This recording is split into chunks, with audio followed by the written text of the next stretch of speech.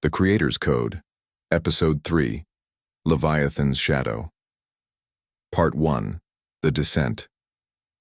The air within the cramped, pressurized cabin of the Stargazer was heavy, stale and thick with the lingering scent of ozone and recycled oxygen.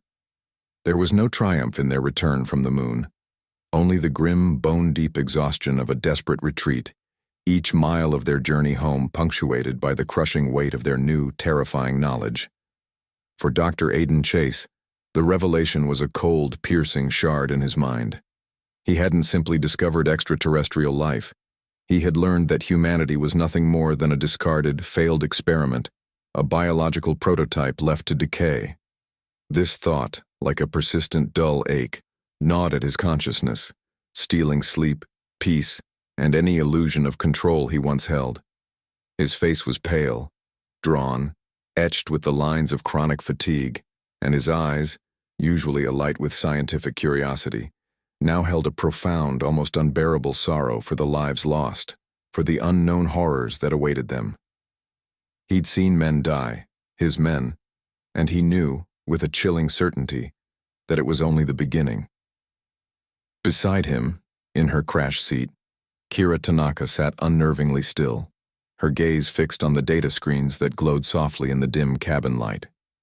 She analyzed them in silence, fingers hovering over holographic projections, desperately trying to find logic in the chaos, meaning in the meaninglessness. Her usual scientific rigor, her unshakable composure, now seemed to fray at the edges. Her movements were precise, but a barely perceptible tremor ran through her hands, a nervous tick. She sifted through the fragmented intelligence extracted from the lunar archive, each byte of data only confirming their worst fears. The so-called creators were not gods, but geneticists of unimaginable scale. Humanity was their biological sample, left to its own devices for millennia, and now, it appeared, the time for harvest had come. The terror she felt was a cold, suffocating presence, seeping under her skin, causing not only her hands to tremble but her very soul to shudder. Marcus Wright, their pilot and reluctant ally, sat at the helm, his profile grim and hardened, utterly focused. He wasn't a scientist nor a philosopher, he was a man of action, a pragmatist. He held no interest in genetic codes or interstellar conflicts. His only concern was survival, a ruthless, visceral drive. The loss of one of his men on the moon, a young technician whose scream still haunted the silent moments, had left an invisible but deep scar on his weathered face. He hadn't believed in aliens until he saw their monstrous offspring, and now he trusted no one but himself and his machines. His silence was heavy, thick with suspicion and a readiness for battle. Returning to Earth was merely a brief respite, not salvation. On Earth, a controlled chaos reigned, made all the more terrifying by its very organization. The news, filtered through encrypted channels and dark web feeds, painted a picture of societal decomposition and simmering panic. Governments worldwide desperately clung to control, flooding official broadcasts with fabricated stories of unexplained atmospheric phenomena and rare seismic activity. But it was a futile effort. The truth, like acrid smoke, seeped through the cracks in the official narratives. Mass disappearances were being reported globally, first as vague rumors, then by the thousands, tens of thousands of individuals whose DNA, as Aiden and Kira now knew, carried the activated God signal. This wasn't random, wasn't a natural disaster. This was a systematic harvest, silent, horrifying, and utterly merciless.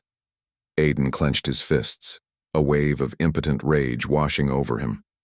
"They've started," he whispered, his voice dry, raw.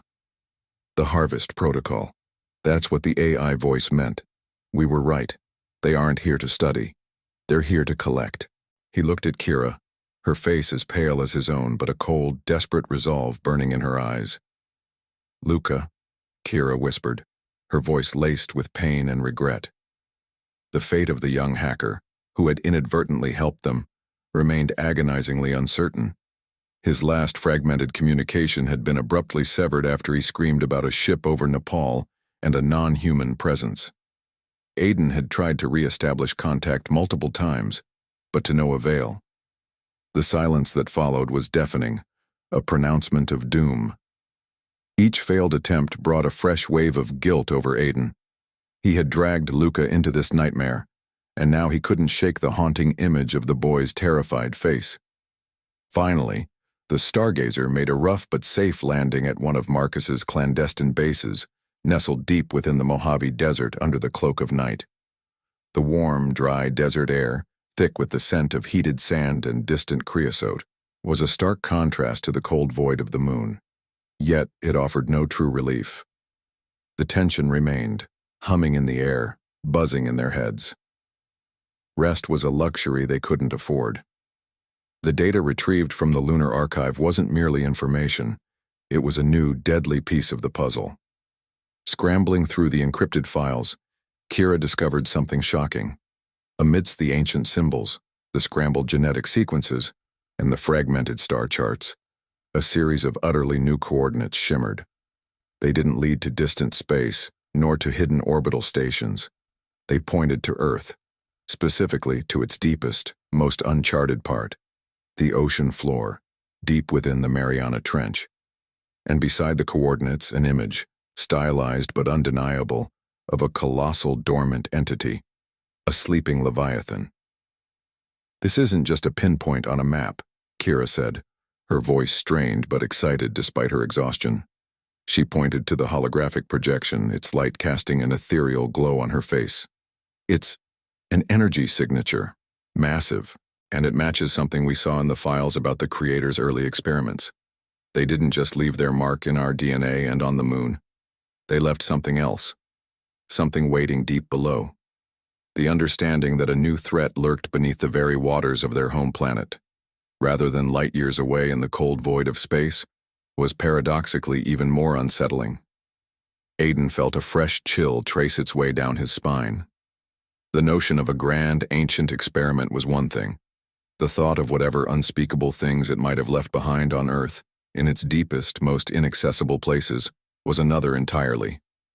This wasn't merely an archaeological find, it was an active threat, a ticking time bomb at the bottom of the world. "The Mariana Trench," Aiden murmured, his voice tight. "The deepest part of the ocean, less explored than the moon. If something's been hidden there for millennia, what could it be?" He pictured the crushing pressures, the absolute darkness, the alien landscape of the abyss. "We need to get eyes on it, but we can't just send a sub, not with what we're dealing with." Kira nodded, already thinking several steps ahead. "Standard equipment won't cut it, and we can't involve any major naval powers. They'll just try to classify and weaponize it, or worse, trigger something we can't contain. We need someone off the grid, someone with deep-sea capabilities that go beyond military spec." She paused, her mind sifting through the few names she knew in the highly specialized world of extreme marine exploration. One name, a controversial, brilliant figure known for her unconventional methods in private research, came to mind. "Dr. Priya Desai," Kira stated, looking up at Aiden. "She runs a private deep-sea research consortium. Brilliant marine biologist, but ostracized by the mainstream for her unorthodox theories about deep ocean bioforms and unexplained seismic anomalies. She's been tracking impossible sonar signatures in the Pacific for years, sounds no known creature could make. Dismissed as fringe science, but if anyone has seen something truly inexplicable down there, it's her."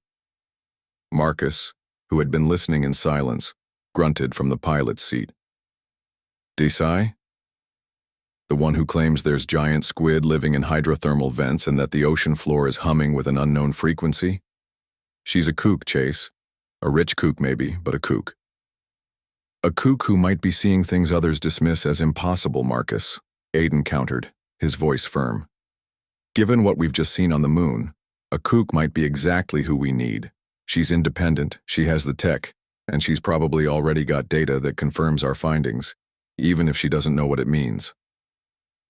He knew Marcus was right to be skeptical, but they were beyond conventional solutions. Contacting Priya Desai was a delicate operation. Aiden, leveraging what remained of his old military intelligence contacts and Kira's unparalleled hacking skills, managed to establish a secure, untraceable line to her. The call went through to a sleek, privately owned research vessel, the Nautilus II, adrift in the desolate expanse of the Pacific, far from conventional shipping lanes.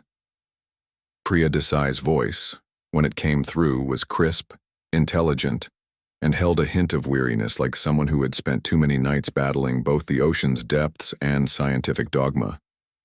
"This is Dr. Desai. You've reached a private research vessel. State your business and how you got this frequency." Her tone was polite but firm, betraying no hint of surprise despite the unauthorized contact. Aiden chose his words carefully, knowing he had to convey the extreme gravity of the situation without sounding insane. He presented fragments of their data, the unprecedented energy readings, the specific genetic markers activated by the God signal, the coordinates from the lunar archive. He spoke of patterns of anomalies that defied known physics and biology, hinting at a larger, terrifying truth without explicitly mentioning alien genetic experiments. He knew he had to bait the hook, appeal to her scientific curiosity and her passion for the undiscovered. Silence stretched for a long moment on the line. Then Priya's voice, now laced with a flicker of intense interest. "Energy signatures matching geological formations that defy known tectonics. Genetic markers resonating with non-terrestrial frequencies. Coordinates that point to a location I've been monitoring for years due to anomalous deep-sea sonic emissions. You're talking about the Leviathan's call, aren't you? The hum from the abyss that no one else believes exists. You're telling me it's not a natural phenomenon." "It's far from natural, Dr. Desai," Aiden confirmed, his voice grave. "It's a signature from something ancient, something that shouldn't be there, and it's now active. We believe it's connected to global events you're likely already aware of. The disappearances, the anomalies." Another pause. Priya's voice dropped, becoming hushed, almost reverent, tinged with a dawning horror. "You mean the Harvest Protocol? The one they're trying to bury? I've been seeing spikes in localized seismic activity, impossible shifts in ocean currents, all correlating with those disappearances. But no one would listen.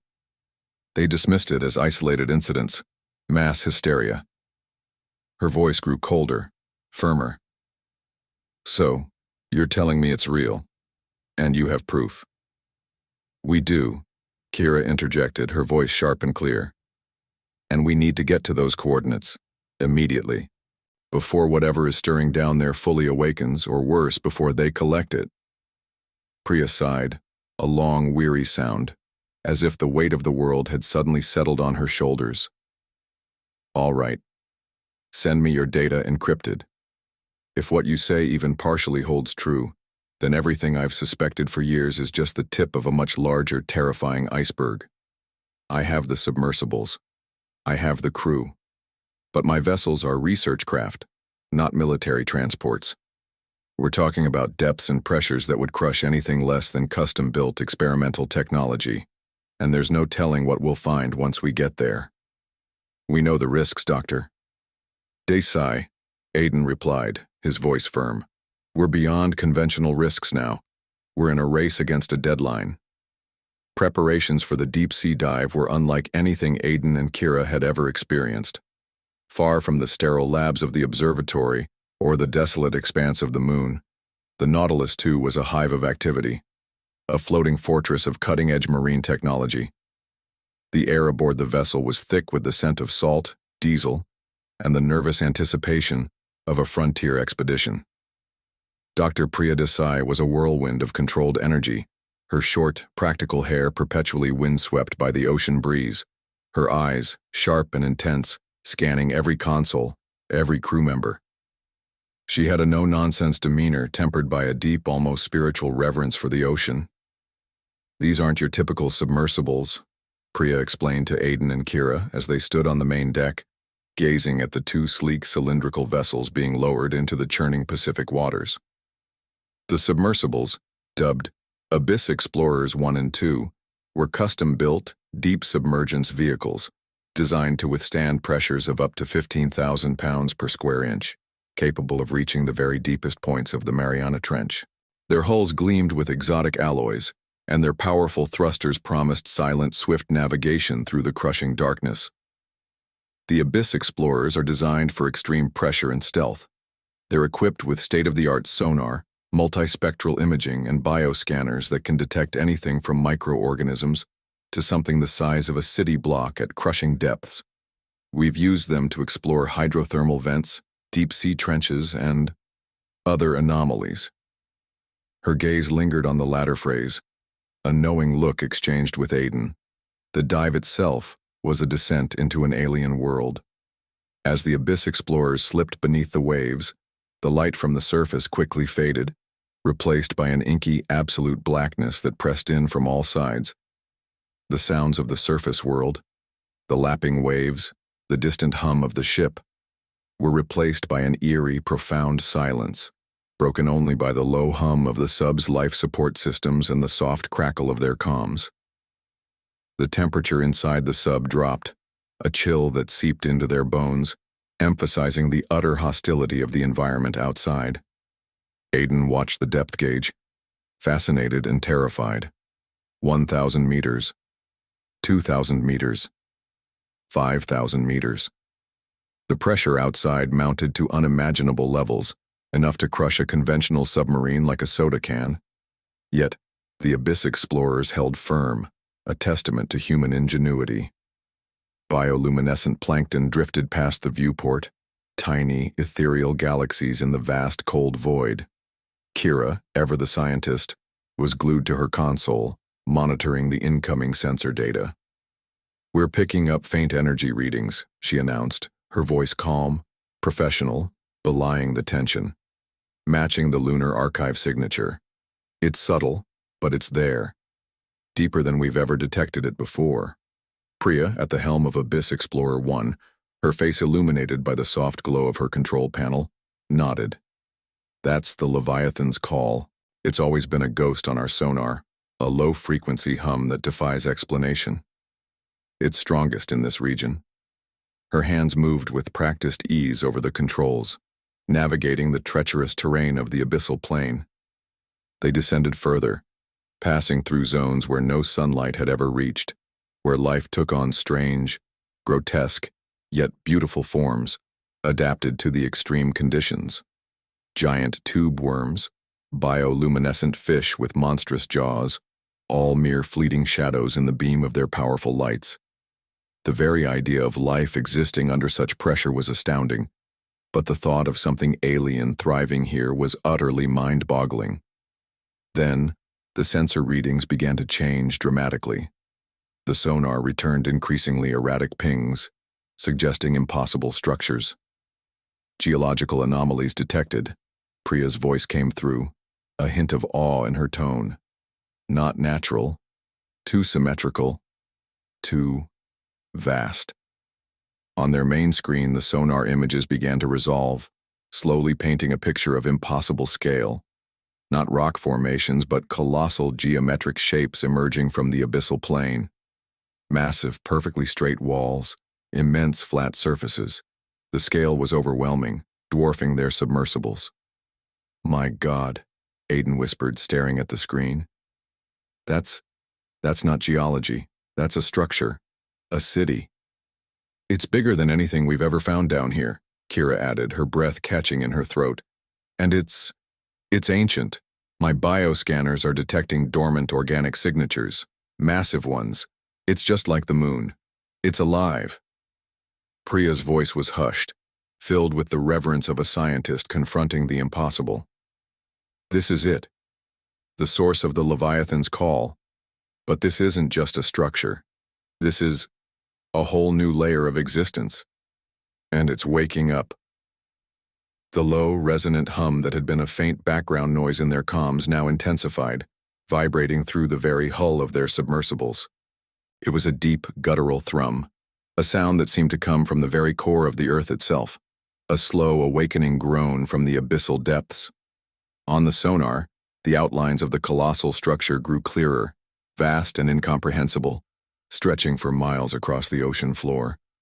And within its depths a single titanic signature pulsed, far larger than anything else. A sleeping Leviathan,